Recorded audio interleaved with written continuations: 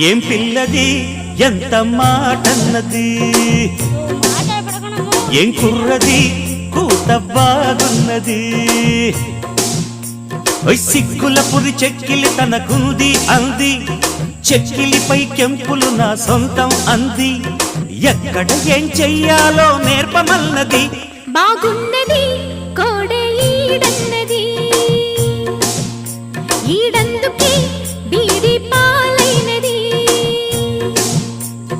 కమ్మని కల కళ్ళెదుటకు వచ్చేసింది, కొమ్మకు చదవీడేనని ఒట్టేసింది. ఎప్పుడు ఏం కావాలో అడగమన్నది. ఏం పిల్లది ఎంత మాటన్నది, బాగున్నది కోడే ఈడన్నది.